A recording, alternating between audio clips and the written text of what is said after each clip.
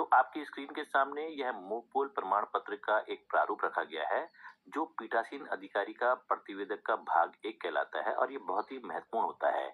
इसको भरते समय आपको बहुत ही सावधानी बरतनी चाहिए, क्योंकि इसमें थोड़ी सी भी कमी हो गई तो आपको स्क्रूटनी के लिए पूरी टीम को बुलाया जा सकता है, तो इसको बड़ी सावधानी से आपको भरना होता है।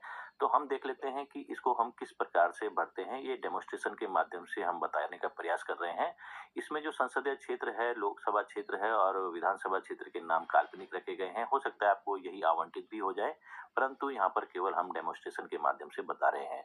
सबसे पहले आप देखेंगे चुनाव का नाम, तो यहाँ पर ये प्रीफिल्ड होगा पहले से ही, लोकसभा इलेक्शन 2024। उसके बाद विधानसभा क्षेत्र, विधानसभा खंड की संख्या और नाम, तो ये भी पहले से ही मुद्रित होगा यानी प्रीफिल्ड होगा। जैसे हमने उदाहरण के लिए यहाँ पर लिख दिया है 31 रुड़की। और उसके बाद संसदीय निर्वाचन क्षेत्र का नंबर और नाम, तो ये यहाँ पर ऑटोमेटिक प्रीफिल्ड होगा, तो इसमें हमने लिख दिया है उदाहरण के लिए 05 हरिद्वार। मतदान केंद्र संख्या ये आपको भरनी पड़ेगी, तो हमने यहाँ पर लिख दिया है 143 गवर्नमेंट इंटर कॉलेज XYZ। जो भी आपको मतदान केंद्र आवंटित होगा उसका आप यहाँ पर उल्लेख कर देंगे, तो ये इसका भाग कंप्लीट हो जाता है जो यहाँ पर डिटेल बननी है। अब इसका जो महत्वपूर्ण भाग है वो यहाँ पर से शुरू होता है, मोक पोल संचालन और मोक पोल डेटा का सत्यापन।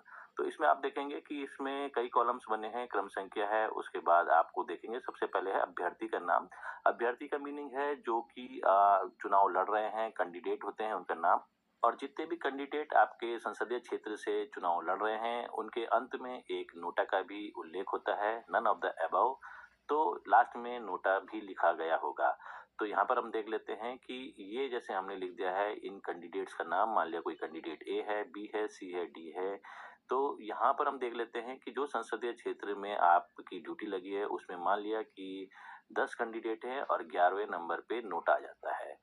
अब इसके बाद जो दूसरा कॉलम है, मॉक पोल के दौरान डाले गए वोटों की संख्या।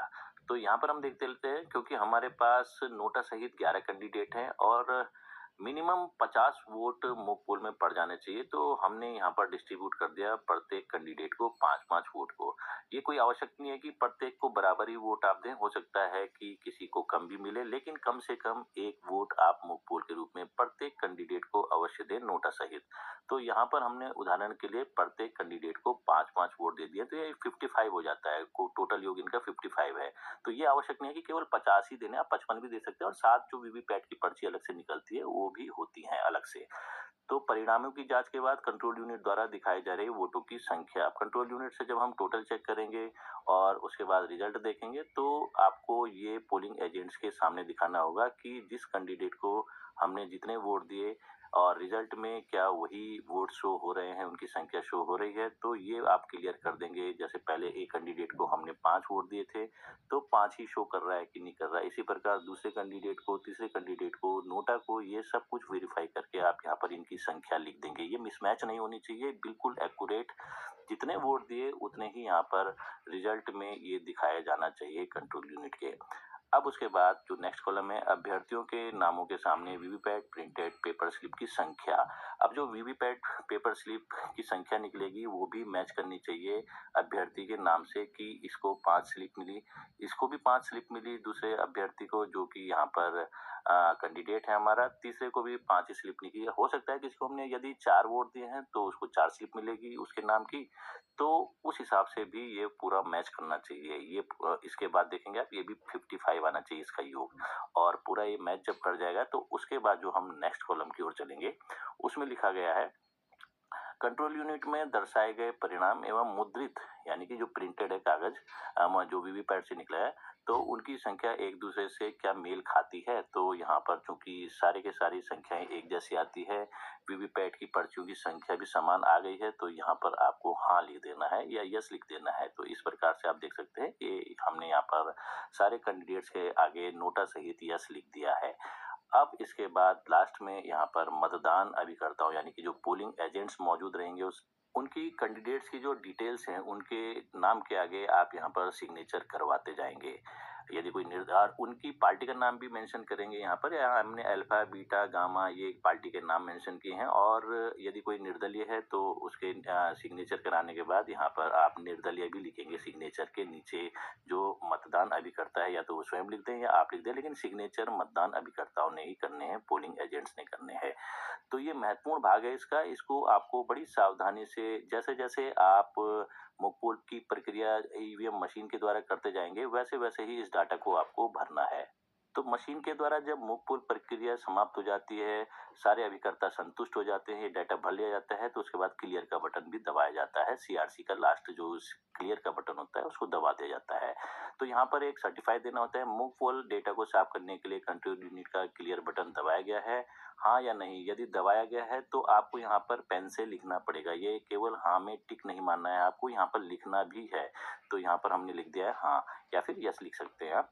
उसके बाद देखेंगे हम दूसरा पॉइंट, मॉक पोल के बाद वीवीपैट से निकाली गई सभी पेपर पर्चियां निकाल दी गई हैं या नहीं निकाल दी गई हैं, तो इसको भी आपको लिखना पड़ेगा, केवल टिक नहीं माननी है, आपको लिखना भी पड़ेगा यहाँ पर यस। सभी मतदान अभिकर्ताओं को खाली वीवीपैट दिखाया गया अथवा नहीं, तो ये भी आपने दिखा दिया होगा कि जितने भी पोलिंग एजेंट्स हैं, जब सीलिंग की प्रक्रिया शुरू होगी तो पहले वीवीपैट के जो बॉक्स है उसको दिखा दिया जाएगा कि उसमें अब कोई भी पर्ची शेष नहीं है, मॉक पोल के बाद वो निकाल दी गई है। वास्तविक मतदान से पहले सुनिश्चित करें कि कोई भी मुद्रित कागज की पर्ची वीवीपैट ड्रॉप बॉक्स में नहीं है और मतदान अभिकर्ताओं के दिखाई गई है। तो ये जब वास्तविक मतदान शुरू होगा तो पहले दिखा जरूर दें कि अब कोई भी पर्ची नहीं है और हम शुरू कर रहे हैं वास्तविक मतदान। मॉक पोल प्रक्रिया करने के बाद जब आप सीआरसी की प्रक्रिया पूर्ण कर लेते हैं तो उसके बाद आप जो कंट्रोल यूनिट है उसके जो टोटल बटन को दबा के प्रत्येक पोलिंग एजेंट को ये संतुष्ट कर लें कि अब इसमें कोई भी वोट नहीं है, शून्य वोट पड़े हैं, तो तब आप यहाँ पर यस लिख देंगे। इसके बाद अगला पॉइंट है, मोक पोल वीवीपैट पर्चियों पर मोक पोल स्लिप की मुहर लगी है और काले लिफाफे में सील किया गया है और फिर गुलाबी पेपर स्लिप से सील किया गया है। तो पहले आपको एक प्लास्टिक का डिब्बा भी मिलता था, लेकिन इस बार से इसमें चेंज कर दिया गया है। केवल आपको काले लिफाफे को पहले चपड़ा या लाख की मदद से सील भी करना है और उसके बाद गुलाबी पेपर स्लिप से इसको सील कर देना है। अब इसके बाद का नेक्स्ट पॉइंट है, निम्नलिखित मॉक पोल के साक्षी हैं और मॉक पोल को मिलान कर दिया गया है और मॉक पोल करने के पश्चात जो मॉक पोल के वोट्स हैं उनको इरेज कर दिया गया है कंट्रोल यूनिट से। तो यहाँ पर आप देखेंगे मतदान अभिकर्ताओं के नाम, ये जितने भी नाम है ये सब काल्पनिक है, इनका किसी वास्तविक जीवित या मृत व्यक्ति से कोई संबंध नहीं है और यहाँ पर ये नाम केवल उदाहरण प्रस्तुत करने के लिए रखे गए हैं। मतदान अभिकर्ताओं के नाम, तो यहाँ पर जितने भी पोलिंग एजेंट मॉक पोल के समय मौजूद रहेंगे उनके यहाँ पर नाम आ जाएंगे, वो किस पार्टी के सपोर्टर हैं उसका नाम आ जाएगा, उनका जो कैंडिडेट है जो चुनाव लड़ रहे हैं वो किसके मतदान अभिकर्ता बने हैं, तो यहाँ पर मतदान अभिकर्ताओं का नाम शुरू में आएगा, उसके बाद पार्टी का नाम आएगा, फिर कैंडिडेट का नाम जो जो चुनाव लड़ रहे हैं और उनके हस्ताक्षर हो जाएंगे, मतदान अभिकर्ताओं के हस्ताक्षर। तो ये ध्यान रखिएगा कि इसको बड़ी सावधानी से भरिएगा, ये ना हो कि कोई मॉक पोल के बाद आ रहा है आपने सिग्नेचर बाद में करवा दी, ये आप उसी समय करवा दें। अब यहाँ पर ये इंपॉर्टेंट है, कंट्रोल यूनिट में प्रदर्शित समय भारतीय मानक समय में यदि कंट्रोल यूनिट में टाइमिंग जो है और आपका जो घड़ी है या मोबाइल फोन है या जो भी डिवाइसेस हैं उसके अनुसार मैच नहीं कर रही है, 2-3 मिनट आगे है 2-3 मिनट पीछे है, तो इसको आपको यहाँ पर उल्लेख करना है। लेकिन ऐसा होता नहीं है, कंट्रोल यूनिट में जो टाइम दिखाया जाता है वो एक्यूरेट होता है भारतीय मानक समय के अनुसार। तो इसमें फिलहाल हमने यहाँ पर 0 ही लिख दिया कि कोई भी परिवर्तन नहीं है।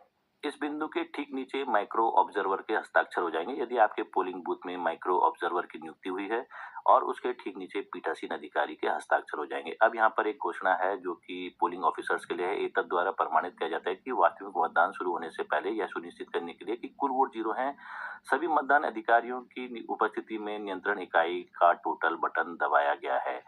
कंट्रोल यूनिट 0 दिखाती है अथवा नियंत्रण इकाई कुल वोट को 0 से अधिक दिखाती है, मतलब मॉक पोल वोट साफ नहीं हुए हैं, इसलिए मॉक पोल वोट डेटा को साफ करें।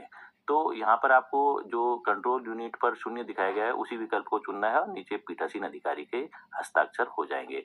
निम्नलिखित ऊपर दी गई प्रक्रिया के साक्षी हैं और प्रमाणित करते हैं कि नियंत्रण इकाई से मॉक पोल मिटा दिए गए हैं और वास्तविक मतदान शुरू होने से पहले वीवीपैट से मॉक पोल वीवीपैट पर्चियां भी हटा दी गई हैं। तो यहाँ पर जो पोलिंग ऑफिसर हैं, प्रथम मतदान अधिकारी, द्वितीय मतदान अधिकारी, तृतीय मतदान अधिकारी, उनके नाम आ जाएंगे, क्योंकि इनको भी साक्षी के रूप में यहाँ पर इस घोषणा को भरना है और यहाँ पर हस्ताक्षर हो जाएंगे इनके प्रथम मतदान अधिकारी, द्वितीय व तृतीय मतदान अधिकारी के। इस फॉर्मेट के सबसे अंत में आप सुविधाजनक मुहर भी लगा दें और उसके बगल में पीठासीन अधिकारी के हस्ताक्षर भी कर दें। तो ये प्रक्रिया है मूक पोल के सर्टिफिकेट को बनाने की। लेकिन हमने आपको पहले ही बताया कि कई साथी इसको पहले से ही भर के रखते हैं कि वे केवल पोलिंग एजेंट्स के नाम छोड़ देते हैं, लेकिन आपको ऐसे नहीं करना है। जब जब आप मशीन के जरिए मूक पोल की प्रक्रिया को कर रहे हैं, तब तब आप इसको भरते जाएं स्टेप बाय स्टेप।